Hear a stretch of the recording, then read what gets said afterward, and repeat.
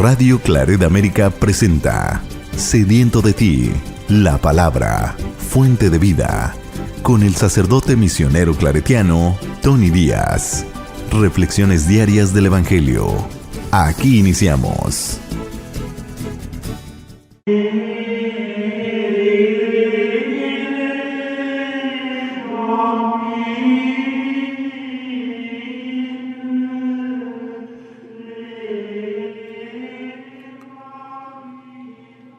Bienvenidos, hermanos, a nuestras reflexiones bíblicas de las lecturas del día. Hoy es jueves de la 26ª semana del tiempo ordinario, jueves de la 26ª semana del tiempo ordinario, y hoy celebramos la fiesta de los santos arcángeles Miguel, Gabriel y Rafael.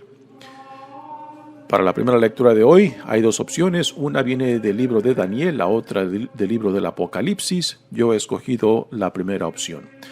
Daniel capítulo 7, versículos 9 al 10 y 13 al 14. Yo, Daniel, tuve una visión nocturna. Vi que colocaban unos tronos y un anciano se sentó. Su vestido era blanco como la nieve y sus cabellos blancos como la lana, su trono llamas de fuego, con ruedas encendidas. Un río de fuego brotaba delante de él, miles y miles lo servían, millones y millones estaban a sus órdenes. Comenzó el juicio y se abrieron los libros. Yo seguí contemplando en mi visión nocturna y vi a alguien semejante a un hijo de hombre, que venía entre las nubes del cielo. Avanzó hacia el anciano de muchos siglos y fue introducido a su presencia. Entonces recibió la soberanía, la gloria y el reino, y todos los pueblos y naciones de todas las lenguas lo servían. Su poder nunca se acabará, porque es un poder eterno y su reino jamás será destruido. Palabra de Dios. El salmo responsorial es el Salmo 137 y el responsorio es: Te cantaremos, Señor, delante de tus ángeles. Te cantaremos, Señor, delante de tus ángeles. De todo corazón te damos gracias, Señor, porque escuchaste nuestros ruegos. Te cantaremos delante de tus ángeles, te adoraremos en tu templo. Señor, te damos gracias por tu lealtad y por tu amor. Siempre que te invocamos nos oíste y nos llenaste de valor. Que todos los reyes de la tierra te reconozcan al escuchar tus prodigios, que alaben tus caminos, porque tu gloria es inmensa.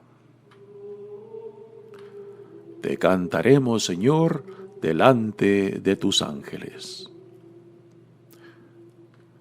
El Evangelio de hoy viene de Juan, capítulo 1, versículos 47 al 51. En aquel tiempo, cuando Jesús vio que Natanael se acercaba, dijo: Este es un verdadero israelita, en el que no hay doblez. Natanael le preguntó: ¿De dónde me conoces? Jesús le respondió: Antes de que Felipe te llamara, te vi cuando estabas debajo de la higuera. Respondió Natanael: Maestro, tú eres el Hijo de Dios, tú eres el Rey de Israel. Jesús le contestó: ¿Tú crees porque te he dicho que te vi debajo de la higuera? Mayores cosas has de ver. Después añadió: Yo les aseguro que verán el cielo abierto y a los ángeles de Dios subir y bajar sobre el Hijo del Hombre. Palabra del Señor. Muy bien, demos comienzo a nuestra reflexión de las lecturas de hoy, pero antes de entrar a las lecturas, digamos algo acerca de esta fiesta que celebramos hoy de los santos arcángeles Miguel, Gabriel y Rafael.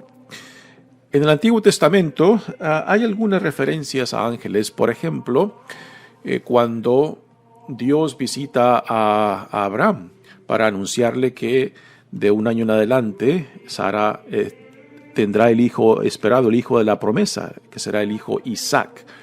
Y Dios viene acompañado con un par de ángeles que después se adelantan a las ciudades de Sodoma y Gomorra, donde son amenazados.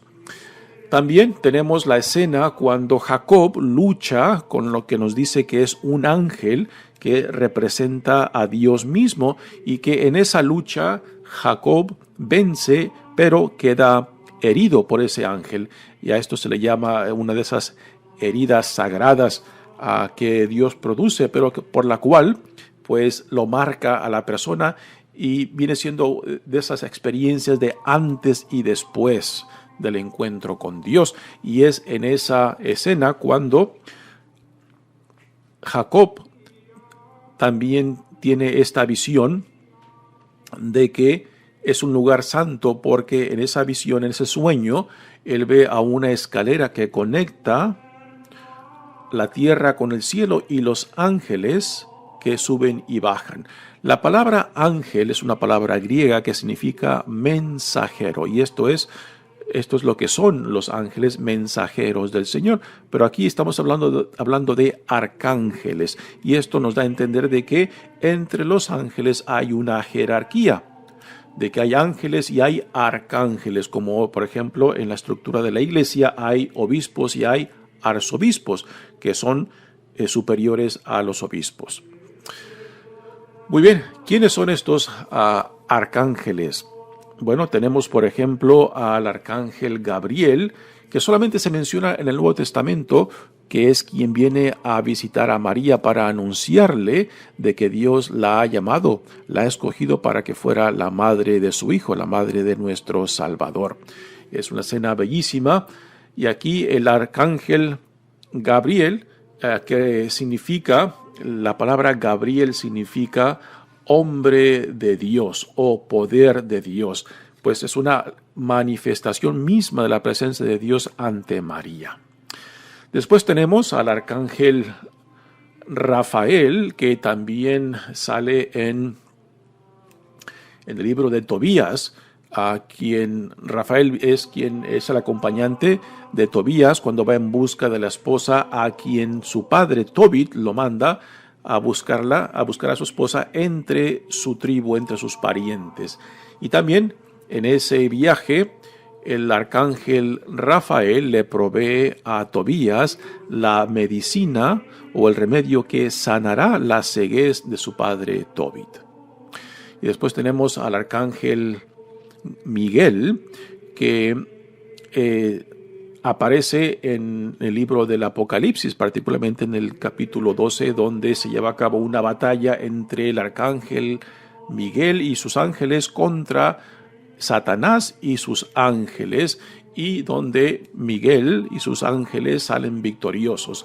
Por eso la figura tradicional del arcángel Gabriel es con una espada en la mano derecha, una espada o una lanza, y en la mano izquierda una palma, símbolo de la victoria. Y en esa imagen, pues, el arcángel Miguel está pisando a Satanás, o la imagen del dragón que representa el enemigo de Dios. Así que estos santos arcángeles pues hacen su presencia principalmente en el Nuevo Testamento, no tanto en el Antiguo Testamento, aunque hay ciertas referencias. Nos dicen los comentaristas del Antiguo Testamento que la apariencia de los ángeles en el Antiguo Testamento es ya tardío, o sea, en los libros que fueron producidos después del regreso del exilio de Babilonia, es cuando empiezan a aparecer, y esto es justamente uno de ellos, el libro de Daniel, donde se nos da esta visión celestial, del trono celestial, donde los que sirven o los que están atentos a la imagen de Dios, pues son ángeles. Muy bien, pues entonces ahora entremos a la lectura, que la primera que viene del libro de Daniel.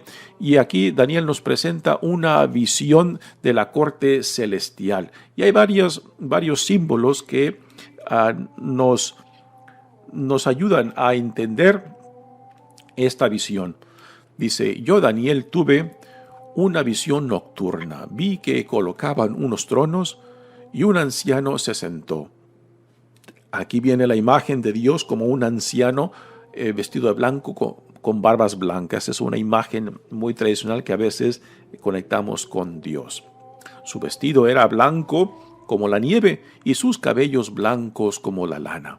El color blanco simboliza santidad, pureza.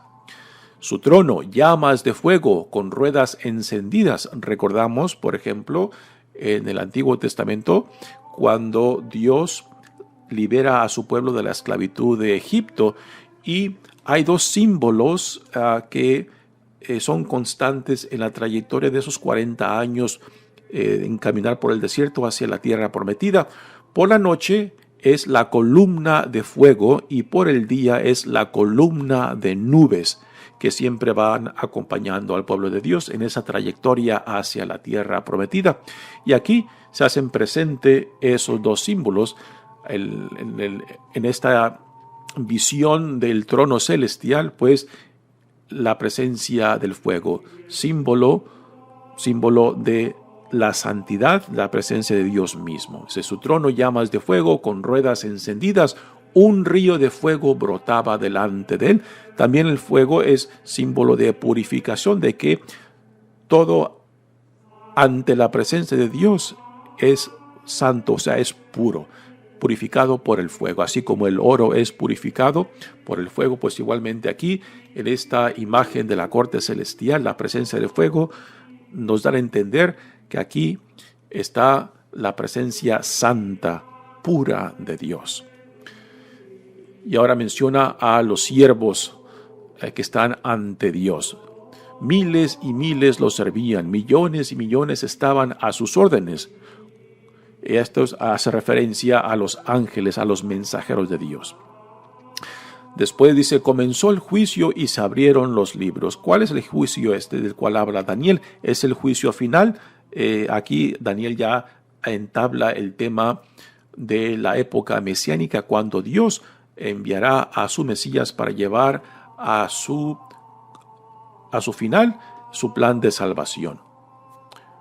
Y los libros que menciona, se abrieron los libros. En realidad los libros no se abrían, sino que se desenrollaban, puesto que cuando hablamos de libros en la cultura hebrea, estamos hablando de pergaminos que se enrollan.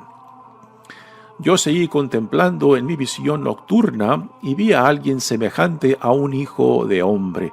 Aquí el título que Jesús utiliza para sí mismo, Hijo del Hombre, es un título que resalta mucho en este libro de Daniel. Y solamente en este libro de Daniel y en algunas 2 o 3 veces que se menciona en el libro del profeta Ezequiel. Es aquí de donde Jesús toma este título y se lo aplica a sí mismo. Jesús nunca se aplica el título de Mesías o Hijo de Dios, pero sí se identifica plenamente con este título de Hijo del Hombre. Quizás hace referencia a su humanidad, pero cuando hablamos de Jesús hablamos de su doble esencia, plenamente humana y plenamente divina. Dice que venía entre las nubes del cielo. Aquí Daniel describe a una persona como, semejante a un hijo de hombre, o sea, un humano que venía entre las nubes del cielo. Aquí la presencia de la nube nuevamente, símbolo de la presencia de Dios, símbolo de divinidad. Y sobre esta nube pues viene uno semejante a hijo de hombre, que hace referencia en el Nuevo Testamento. Esta imagen es tomada particularmente por los evangelistas Lucas y Mateos, cuando nos hablan de la ascensión, por ejemplo, de Jesús, y la describen de que asciende a Dios Padre en una nube, y que así como ha ascendido, también regresará en la segunda venida, que es lo que aún estamos por esperar. Avanzó hacia el anciano, o sea, el que venía en las nubes, el Hijo de Hombre, avanzó hacia el anciano de muchos siglos y fue introducido a su presencia. Entonces recibió la soberanía, la gloria y el reino, y todos los pueblos y naciones de todas las lenguas lo servían. Aquí se nos da la imagen del juicio final, donde a Jesucristo, y esto es lo que en el Nuevo Testamento se nos dice, particularmente en el libro del Apocalipsis, donde en la segunda venida de Jesucristo, pues entonces ya Dios le dará el poder y la gloria del reino. Y todos los pueblos y naciones de todas las lenguas lo servirán. Aquí tenemos la universalidad del reino de Dios, en el cual ya no es el Dios solamente del pueblo de Israel, sino de toda la creación, y de que todos los pueblos vendrán hacia Él, lo cual es nuestra misión como pueblo de Dios, como iglesia de Dios, de ser instrumentos, de ser sacramento para que todos lleguen a reconocer a Dios y que sean parte de esta unidad que Dios quiere llevar en torno a toda la creación.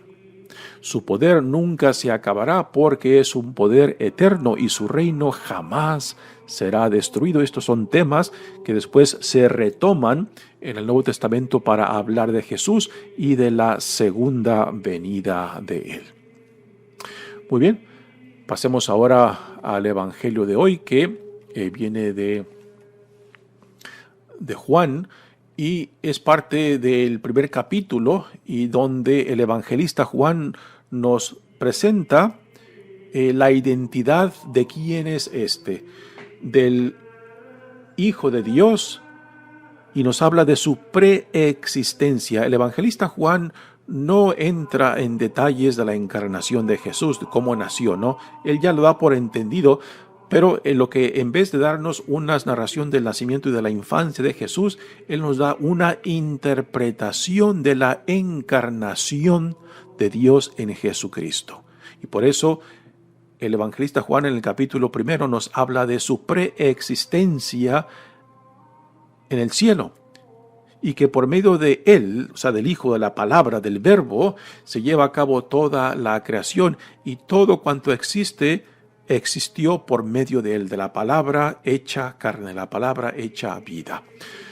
Así que en este primer capítulo se nos dan las diferentes nociones de la identidad de Jesús, de su preexistencia, de que es el Hijo de Dios, de que Él se encarna, y de quién es este Dios encarnado. Es el Hijo de Dios, que el evangelista Juan pone esta identidad de Jesús en los labios de Natanael, uno de los discípulos que aquí se nos da su llamado junto con Felipe. Felipe es el que recibe el llamado primero, y después Felipe va en busca de Natanael, y es aquí donde empieza la lectura del Evangelio de hoy. Previo a este Evangelio, pues Felipe ha tenido este encuentro con Jesús, y después Felipe va a buscar a Natanael. Ahora, Natanael solamente aquí en el Evangelio de Juan se menciona, y algunos comentaristas dicen de que Natanael en los otros tres evangelios es Bartolomé. O sea que Bartolomé en los evangelios sinópticos de Mateo, Marcos y Lucas es el mismo Natanael, que quizás la diferencia es en el nombre hebreo y el nombre griego. Por ejemplo, también a Mateos, en el evangelio de Mateos, a Mateo se le llama Mateo, pero en el evangelio de Marcos y Lucas, a Mateo se le llama Leví, lo cual nos dice de que quizás Leví es el nombre hebreo de Mateo, que es griego, que igualmente lo mismo sucede aquí con Natanael y Bartolomé, que Natanael es el nombre hebreo de Bartolomé, nombre que es griego, ¿no? Así que así se explica la diferencia de la lista de los apóstoles. En Juan no aparece el nombre de Bartolomé, sino el nombre de Natanael, que nuevamente que es el nombre hebreo de Bartolomé. Nos dicen los comentaristas que era muy común de que hombres llevaran dos nombres, el nombre griego por la cultura griega, o sea, por el imperio griego dominó toda esa región. Y aunque el imperio romano era quien dominaba en tiempos de Jesús, pues la cultura griega ya estaba impuesta. Los romanos construyeron sobre lo griego y en gran parte la cultura griega aún predominaba. La religión de los romanos prácticamente fue tomada de la religión de los griegos. Muy bien, así que tenemos este encuentro ahora de Natanael con Jesús. Dice, en aquel tiempo cuando Jesús vio que Natanael se acercaba, dijo, este es un verdadero israelita en el que no hay doblez. Estas palabras de Jesús describen a Natanael como un hombre recto, un hombre en el cual no hay doblez, o sea, de que no hay oscuridad, de que es un hombre transparente. Pero previo a este evangelio, cuando Felipe le dice a Natanael, hemos encontrado al Mesías de quien Moisés nos habló. Y Felipe le dice, es Jesús, el Nazareno, de Nazaret. Y Natanael, a esas palabras de Felipe, dice, ¿puede algo bueno salir de Nazaret? Así que combinando esa reacción de Natanael acerca de lo que Felipe le dice de Jesús el Nazareno y lo que Jesús ahora le dice acerca de Natanael, pues hasta cierto punto hay un sentido de humor, ¿no? De que Natanael en esa reacción a lo que Felipe le dice, pues refleja un cierto sarcasmo, ¿no? Cuando Jesús ahora describe a Natanael como un hombre en quien no hay doblez, en quien no hay oscuridad, que es transparente. Pues hay un cierto juego de imágenes de la persona de Natanael. Así que Jesús dice esto de Natanael y Natanael se queda sorprendido. Bueno, porque Natanael no lo conoce, o sea, es la primera vez que lo ve. Y se queda sorprendido y le responde, ¿de dónde me conoces? Y Jesús parece que ya lo había visto antes. Y le dice, antes de que Felipe te llamara, te vi cuando estabas debajo de una higuera. Así que Jesús ya lo había visto en algún lugar, debajo de una higuera. Y esa imagen de estar debajo de una higuera, algunos comentaristas dicen que es una imagen mesiánica. O sea, el árbol de la higuera es un árbol muy simbólico que tiene conexiones con la época mesiánica.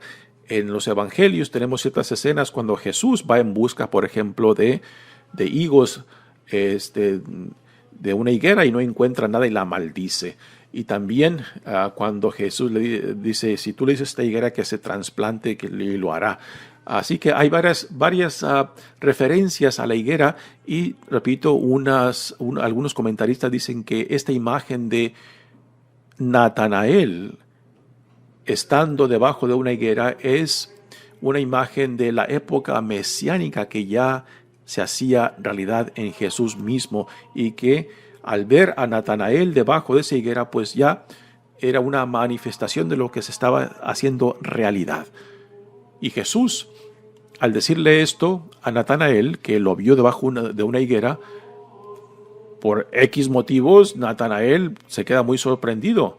Y es aquí donde viene la confesión de Natanael sobre Jesús, que es muy equivalente a la confesión que Pedro hace, por ejemplo, de Jesús, cuando profesa y confiesa que es el Hijo de Dios, el Mesías, el que tenía que venir. Y le dice Natanael en respuesta a las palabras de Jesús sobre él, Maestro, tú eres el Hijo de Dios, tú eres el Rey de Israel. Pero así como Pedro dice o profesa o confiesa la identidad de Jesús, pues igualmente aquí Natanael también dice lo mismo, pero sin entender particularmente las consecuencias de esta profesión, porque sabemos, si seguimos la trayectoria del Evangelio, de cómo en el momento más crucial de la vida de Jesús, pues estos discípulos lo abandonan. Y Pedro mismo lo niega, ¿no? O sea, sabiendo lo que saben, por cómo se atreven a abandonarlo, cómo se atreven a negarlo, ¿no? Así que esto nos dice de que el confesar, el profesar algo acerca de Jesús no significa que entendamos y que particularmente que entendamos la consecuencia de esa profesión. No es hasta que por la gracia de Dios se nos da ese entendimiento y que esas consecuencias pues las empezamos a asumir. Cuando es por la gracia de Dios que nos dejamos atraer a Él. O sea que no es simplemente un acto humano, no es un conocimiento humano que hace posible el entender y conocer a Jesús. Podemos entender mucho acerca de Jesús, pero conocerlo a Él solamente por la gracia de Dios. Dice Jesús: ¿tú crees porque te he dicho que te vi debajo de la higuera? Mayores cosas has de ver. Y ahora Jesús les provee una escena que prácticamente es tomada de esa escena del Antiguo Testamento cuando Jacob tiene ese sueño, esa visión de esa escalera que conecta el cielo con la tierra y que los ángeles suben y bajan sobre esa escalera, que representan de que sobre ese lugar donde Jacob tuvo esa visión, pues es un lugar santo y ahí mismo Jacob construye un altar. Pues esa referencia a esa escalera ahora Jesús la utiliza para decirles que ellos presenciarán y que serán testigos de algo mucho más grande, ¿no? Y tomando esa imagen de Jacob, donde Jesús se aplica a sí mismo la imagen de la escalera. O sea, Jesús es la escalera, Jesús es el puente, y sobre este puente, sobre esta escalera, los ángeles vendrán e irán. O sea, de que Jesús nos conecta directamente con Dios Padre. En cierta manera podemos decir de que Jesús es el arcángel supremo, ¿no? Porque es el representante, el mensajero por excelencia de Dios mismo. En este encuentro de Natanael con Jesús podemos aprender mucho, y una de las lecciones es la siguiente, ¿no? De que no basta simplemente repetir fórmulas acerca de Jesús, de que no basta simplemente repetir la doctrina, aún las enseñanzas fundamentales de nuestra fe, de que no es simplemente un memorizar, un leer, un escuchar, sino que se tiene que llevar a cabo ese encuentro íntimo y personal con Dios, lo que hace posible entender y apreciar la doctrina, los dogmas que tenemos de nuestra fe. Natanael aquí profesa que Jesús es el Hijo de Dios, es el Rey de Israel. Pero sin esa experiencia, sin ese antes y después del encuentro con el Dios vivo, pues esta profesión de la identidad de Jesús no tiene muy poco sentido hasta que no llega a lo más íntimo de nuestro ser, cuando por la pura gracia de Dios llegamos a conocer al Dios vivo, llegamos a sabernos que somos queridos, que somos amados, que somos aceptados por Dios, ¿no?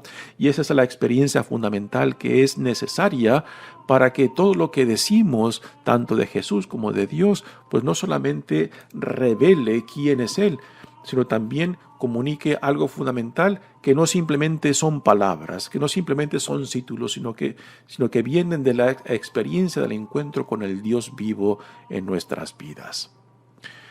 Y así como Natanael, por la gracia de Dios, llegó a conocer a Jesús, no simplemente como por los títulos, sino por la experiencia de caminar con Él, con la experiencia de escucharlo y ser testigo tanto de su pasión, muerte y resurrección. Aquí también podemos conectar este evangelio con lo que vino antes, cuando Felipe le dice a Natanael que han encontrado al Mesías, de quien Moisés había escrito. Y Natanael, incrédulo, pues responde con ese sarcasmo de que si puede salir algo bueno de Nazaret. Y Felipe le dice: ven y verás, ven y verás. que fue lo mismo que Jesús le dice a los primeros discípulos, que son discípulos de Juan y que después vienen tras él y le preguntan: Maestro, ¿dónde te estás quedando? Y Jesús le dice: ven y verán. Pues es ver, pero no son verlos solamente con los ojos corporales, es verlos por medio de la gracia de Dios, es vivir el encuentro con Él, es vivir la relación de intimidad y confianza a la cual Jesús mismo invita a sus discípulos, pues por medio de su relación de intimidad y confianza con Dios Padre, donde brota la misma vida de Jesús. Y si esa relación de Jesús con Dios Padre, pues a Él no se le puede entender. Y igualmente Jesús invita a sus discípulos a esa misma intimidad y confianza.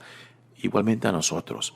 Se nos invita a esta relación de intimidad y confianza de Dios Padre para poder entenderlo, para poder comprometernos, para poder vivir la nueva realidad del reino que Dios en Jesucristo nos provee. Mi nombre es Padre Tony Díaz, misionero claretiano. Que Dios los bendiga. Radio Claret América presentó Sediento de ti, la palabra. Fuente de vida. Sus comentarios son importantes. Contáctenos en radioclaretamerica@gmail.com.